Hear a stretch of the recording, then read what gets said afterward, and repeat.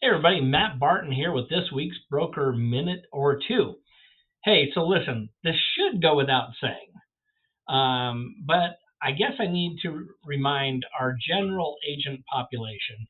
Um, we give all of our agents broker load, or at least where the MLSs allow it. And that's under the supposition that, first of all, it's a MLS policy and procedure requirement, but it's also a requirement of our company that before something gets put on the MLS, you actually have the executed document, and on the company side of things, that you actually submit the executed document via SkySlope into the company, right?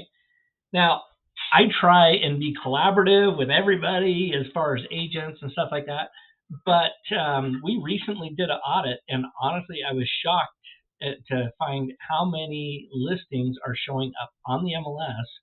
We don't have a stitch of paperwork, right, in SkySlope. So a couple of quick steps. I've had a couple of agents point this out to me. Oh, I actually do have this signed document. And what they're talking about is they have it in SkySlope forms, right? You have to take SkySlope, what's in SkySlope forms. So it goes, right, forms with DigiSign, but then you need to import those into an actual transaction in SkySlope. Until that happens, for all intents and purposes, the company doesn't have the documents. Some of these, as we've started to dig into, just don't have paperwork, period. And that is hugely problematic.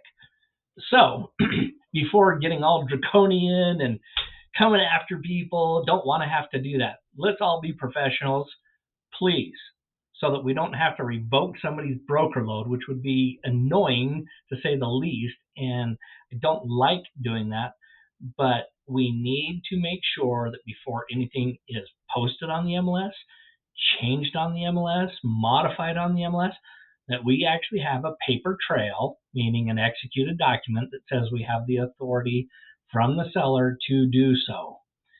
I'm going to do one caveat on top of this. It's tangent to it. It's not the same thing.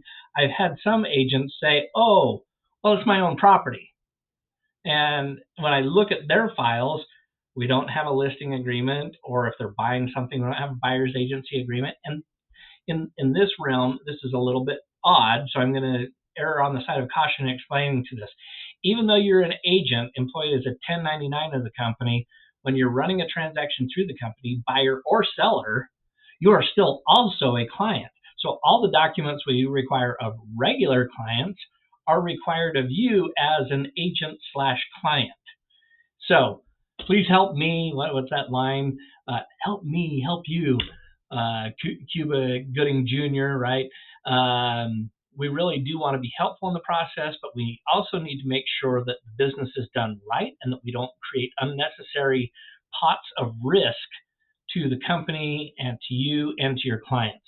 So please make sure before any changes are made on the MLS or anything is posted to the MLS that we actually have the documents in place. This is your warning that we have audited those and we are now going to be paying much closer attention. So if you're one of the guilty parties, cease and desist. All right, guys. Sorry that wasn't the most upbeat meeting, but I hope your June is getting off to a great start, and we'll talk with you soon.